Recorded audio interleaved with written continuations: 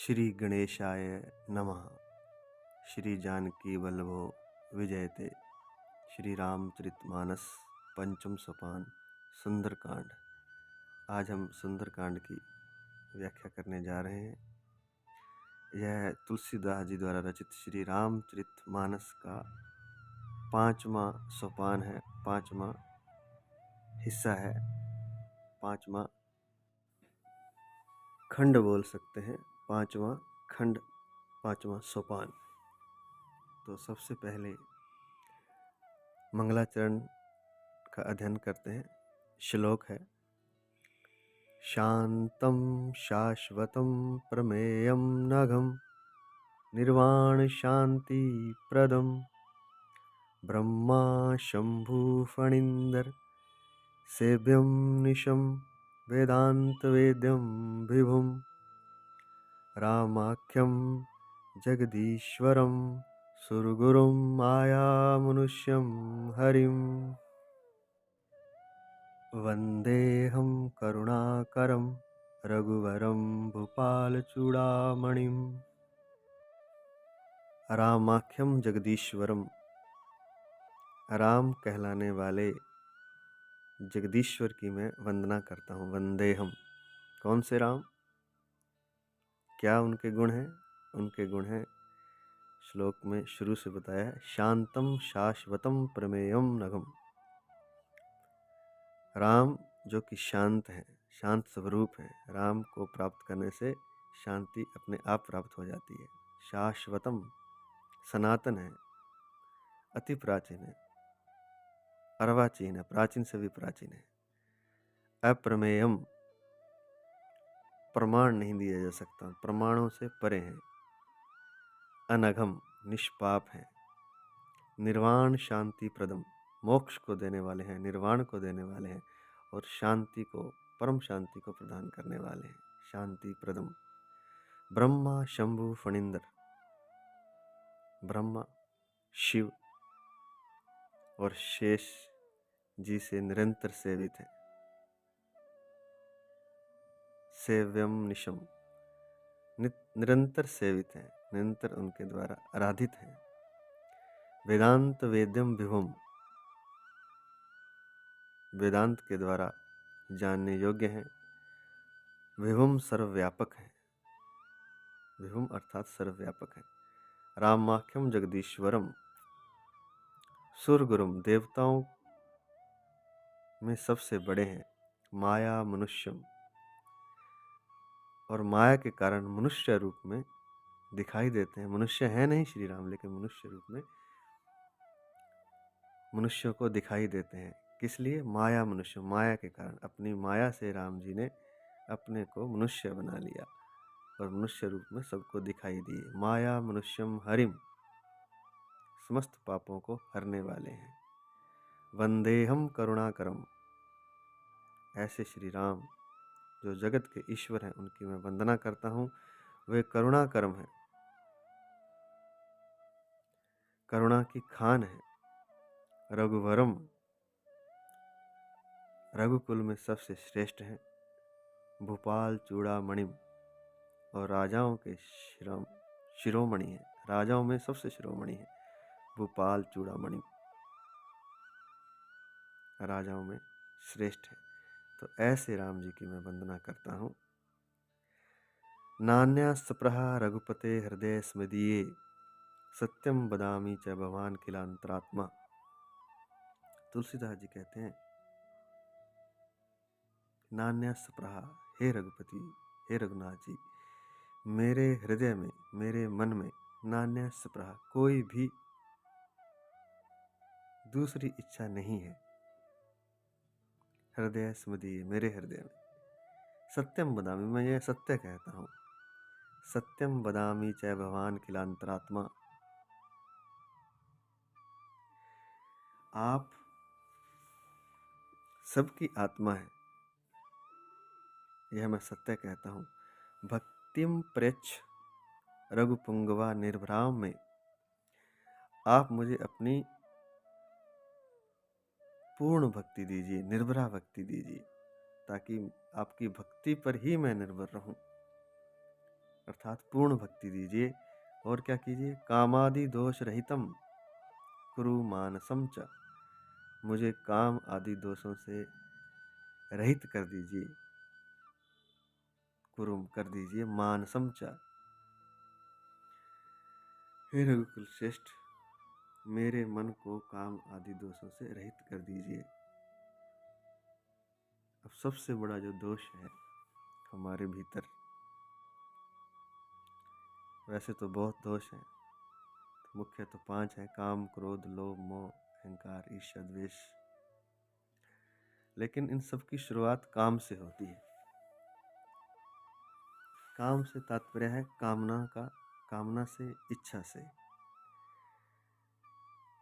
सबसे बड़ी कामना है स्त्री शरीर को, पुरुष शरीर की, पुरुष को स्त्री शरीर की।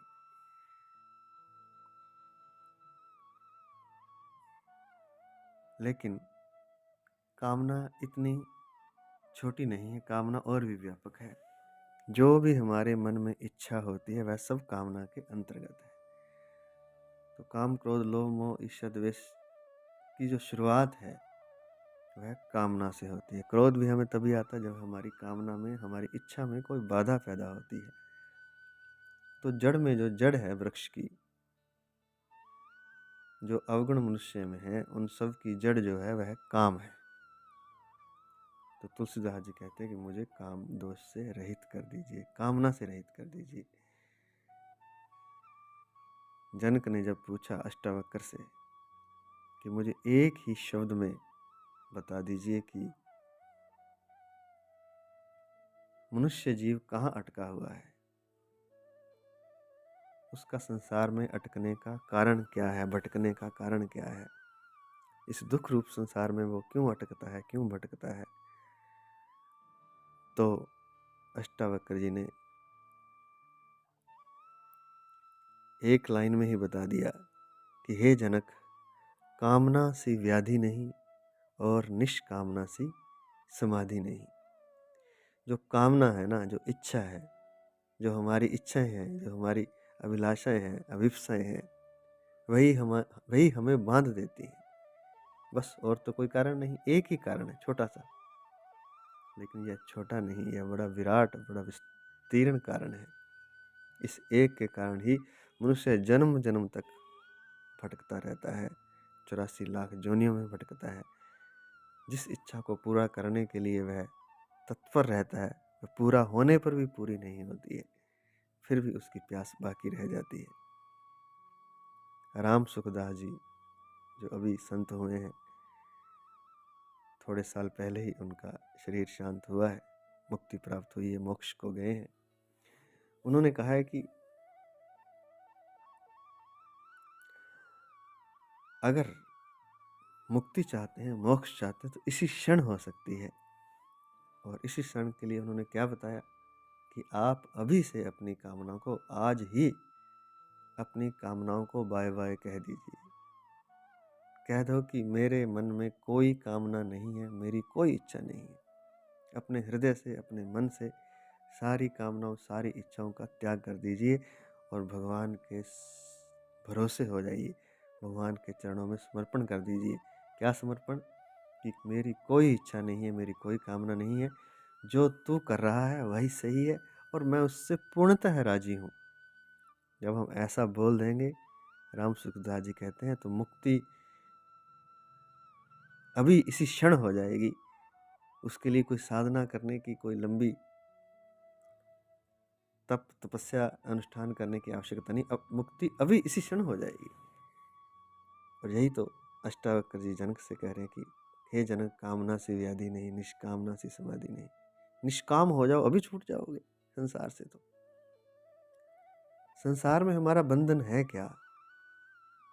हम क्यों बंधे हैं? कामना से ही तो बंधे हैं। हमारी इच्छाएं हैं, हमारी कामना है, ये करना है, ये होना चाहिए, ऐसा होना चाहिए। और मजे की बात यह है कि होता हमारी इच्छा से बिल्कुल भी नहीं है। कभी कभी भगवान की इच्छा हमारी इच्छा से मिल जाती है तो कुछ कार्य हमारे सध जाते हैं। वो इसलिए नहीं सध जाते कि हमारी इच्छा थी, वो भगवान की इच्छा थी और हमारी इच्छा भगवान की इच्छा से मिल गई, तो कुछ कार्य हमारे सध गए। वरना तो हमारी चलती कहाँ है। जब चलनी उसकी ही है तो हम क्यों नहीं समर्पण कर देते और क्यों नहीं कह देते कि आज ही मैं अपनी कामनाओं को समाप्त करता हूँ, मेरी कोई इच्छा नहीं है, बस तू जिस रजा में राजी है मैं भी राजी हूँ। तू सुख दे, तू दुख दे, जो तू करे मैं उसी में प्रसन्न हूँ, तो तुम आज ही मुक्त हो, ऐसा राम सुखदास जी कहते हैं। तो यह श्लोक था। नान्यास प्रहा रघुपते हृदय स्मदीये, सत्यम वदामि च भवान किलांतरात्मा, भक्तिम पृच्छ रघुपुंगव निर्भ्राम में कामादि दोष रहितम कुरु मानसम च। मेरे हृदय में हे रघुपति आपके सिवाय कोई और दूसरी इच्छा नहीं है।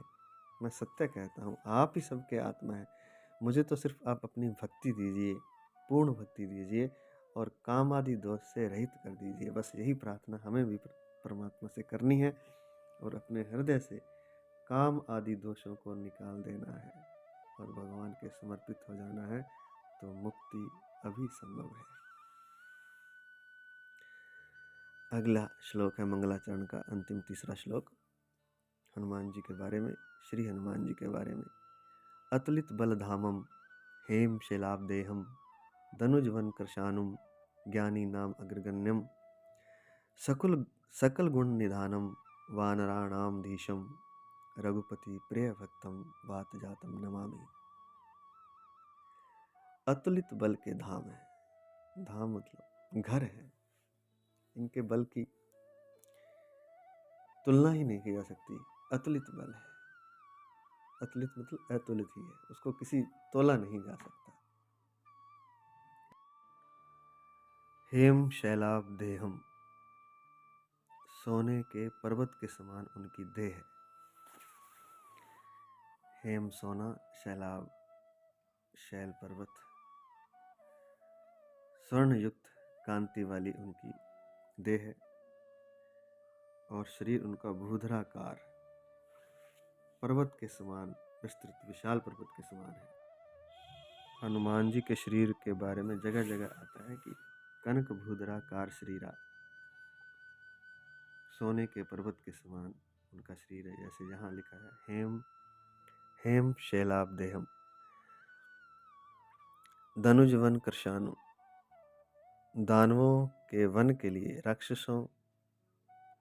राक्षस रूपी वन के लिए वे अग्नि के समान है और ज्ञानियों में अग्रगण्य है।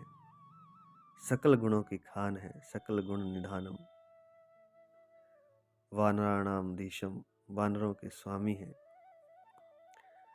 रघुपति प्रिय भक्तम, जो विशेष उनकी बात है वह है रघुपति जी के प्रिय भक्त हैं। और प्रिय भक्त कैसे बनता है? प्रिय भक्त बनता है आज्ञा पालन से और अपनी कामना इच्छा को समाप्त करके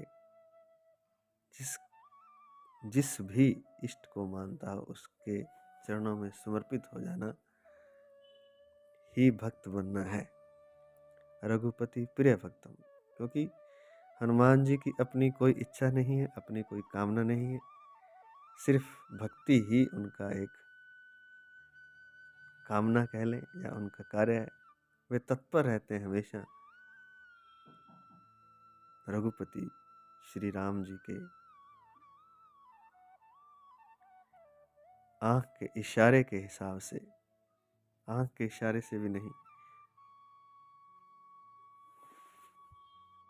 राम जी के कहने से पहले ही राम जी के मन की बात पे जान लेते हैं और उसी अनुरूप वे कार्य करते हैं।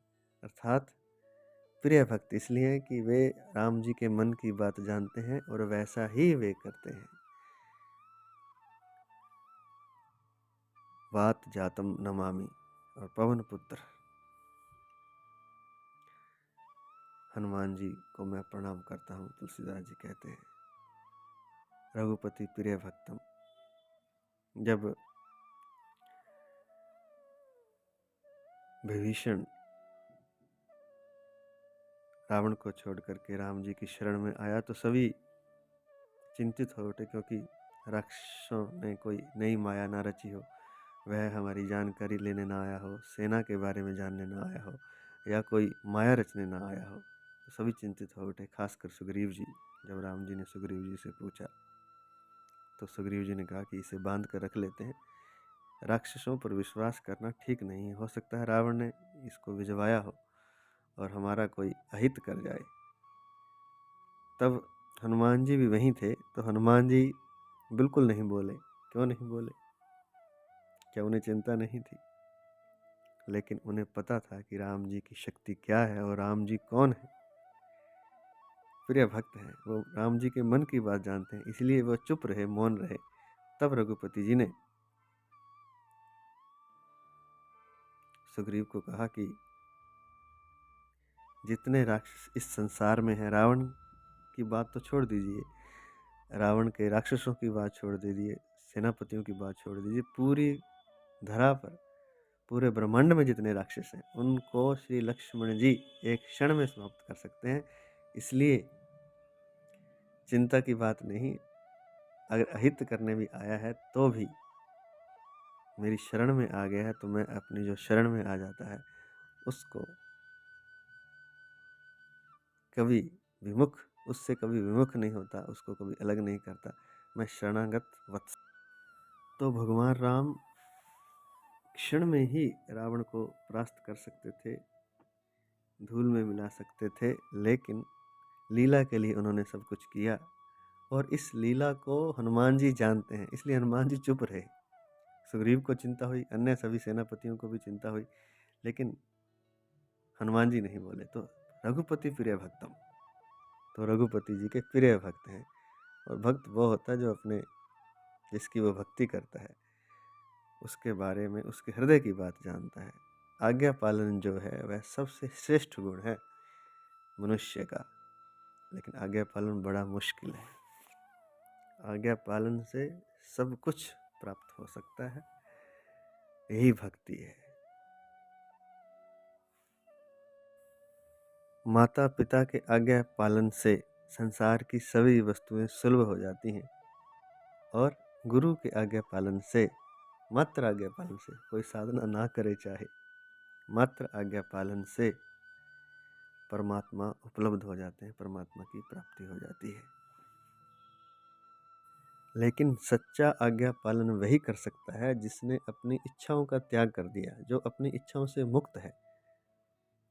और जो पूर्णतः मुक्त है वही आज्ञा पालन कर सकता है। हनुमान जी भक्तों में सबसे श्रेष्ठ है, प्रिय भक्त हैं और सबसे श्रेष्ठ है। क्यों? क्योंकि उनकी अपनी कोई इच्छा नहीं है, बस उनके गुरु की, उनके इष्ट की ही सब इच्छा उनकी इच्छा है। वे अपने लिए नहीं जीते हैं, वे अपने इष्ट के लिए जीते हैं। इसलिए रघुपति प्रिय भक्तम। और ऐसा कोई संसार में भी कर ले तो किसी मनुष्य का भी अगर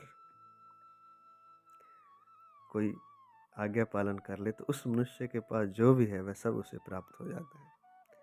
और अगर भगवान का आज्ञा पालन कर ले, भगवान का भक्त बन जाए, अपनी इच्छाओं को त्याग कर, तो भगवान मिल जाते हैं, कोई संशय नहीं है। तो यह तो सुंदरकांड का मंगलाचरण था, 3 श्लोक थे इसमें। कल से हम इसको शुरू करेंगे चौपाइयों से। तो जामवंत के वचन सुहाए, सुनी हनुमंत हृदय अति भाई, तब लगी मोही परखे तुम भाई, सही दुख कंद मूल फल का ही है। पहला सुंदरकांड की चौपाई है, यहाँ से शुरू करेंगे।